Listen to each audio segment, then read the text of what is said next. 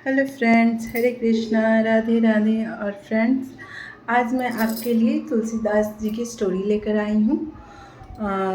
तुलसीदास जी का जन्म जो है मतलब 1511 में के लगभग हुआ था। उनके पिता का नाम जो था वो आत्माराम दुबे था। और माँ माँ का नाम उनकी उनकी माँ का नाम था हुलसी हुलसी। तुलसी नहीं फ्रेंड, हुलसी हुलसी देवी।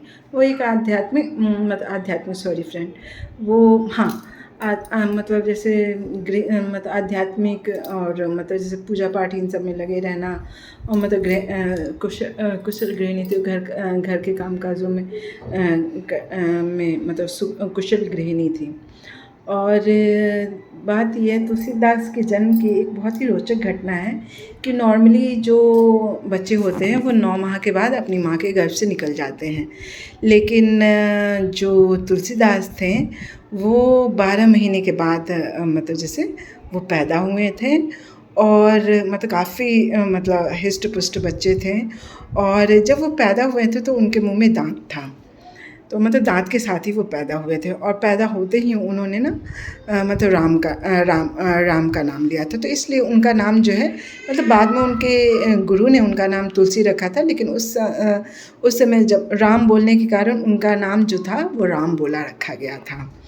तो तुलसीदास मतलब जैसे कुछ कहीं कहीं कुछ कुछ कहानी में मतलब ये है कि मतलब उनका जन्म जो था कुछ ऐसे नक्षत्र में हुआ था कि उनके होते ही उनकी मतलब माँ का कुछ टाइम के बाद स्वर्गवास हो गया था। फिर पिता ने भी मतलब उनका त्याग कर दिया था। उनकी जो मतलब जो दाई होती हैं उनका पालन पोषण किया था। फिर कुछ टाइम के बाद जो है वो उनकी भी मतलब मृत्यु हो गई थी। तो जो उनके गुरु थे जो उन्होंने उनका पालन पोषण किया था। और मतलब पालन पोषण नहीं फ्रेंड, आगे की जो शिक्षा वगैरह जो होता है वो उन्होंने किया था। और उन्होंने उनका नाम जो है तुलसीदास रखा था।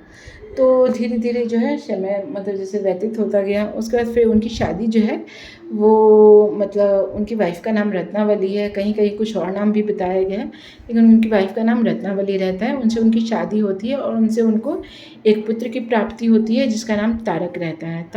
मतलब जैसे पर मतलब बहुत ही कम अवस्था में ही उनके पुत्र की मृत्यु, जब वो शयन करते रहता है तो अचानक मतलब जैसे उसकी मृत्यु हो जाती है। इससे उन्हें मतलब जैसे बहुत दुख होता है। और उसके बाद से वो जो है अपनी वाइफ़ के प्रति उनका लगाव जो है ना बहुत अत्यंत बढ़ जाता है। तो एक समय की बात है फ्रेंड कि मतलब जो रत्नावली होती हैं वो अपने मायके गई रहती हैं। तो मायके तो मतलब जब तुलसीदास को पता चलता है तो वो जैसे उनके मायके पहुंच जाते हैं, जिससे कि मतलब उनको मतलब मतलब काफ़ी वो शर्मसार हो जाती हैं। और वो कहती हैं कि यार मतलब जैसे आपको हाड़ मांस के शरीर से आपको इतना लगाव है, अगर इतना ही लगाव आपको राम जी से होता तो आपका जीवन धन्य हो जाता, आप अमरता को प्राप्त कर लेते, आप भक्ति को प्राप्त कर लेते।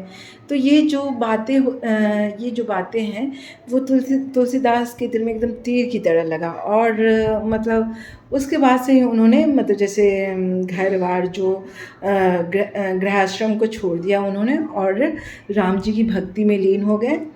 और एक बार उन्हें मतलब जैसे वो काशी में उन्होंने अपनी कुटिया बना ली। और मतलब जैसे वो हर किसी को मतलब जैसे धर्मशास्त्र इन सब चीज़ों की वो बहुत ही कम आयु में मतलब वेद शास्त्र इन सब की ज्ञाता थे।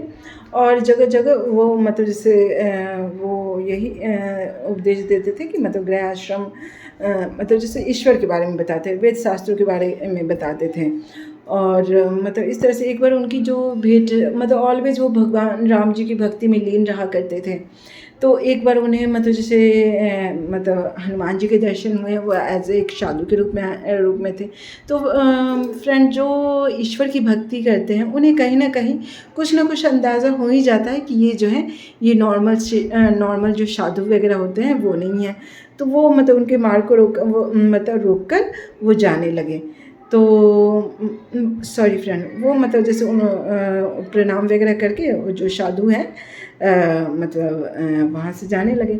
तो तुलसीदास उन्हें रोक कर बोले कि आप मुझे साधारण साधु नहीं लगते हो, कि आप बताओ आप कौन हो।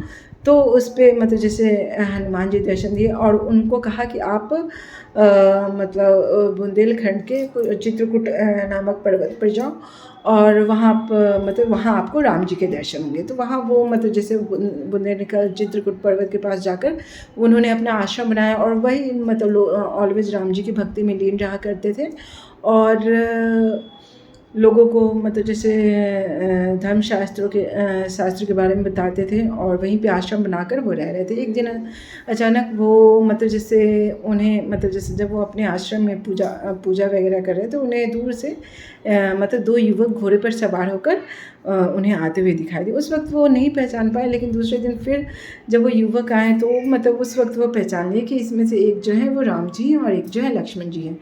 और मतलब जब वो दोनों जो युवक हैं वो जब उनके निकट पहुँचे तो मतलब जैसे वो उनको देख के एकदम मतलब वो चंदन पीस रहे थे फ्रेंड।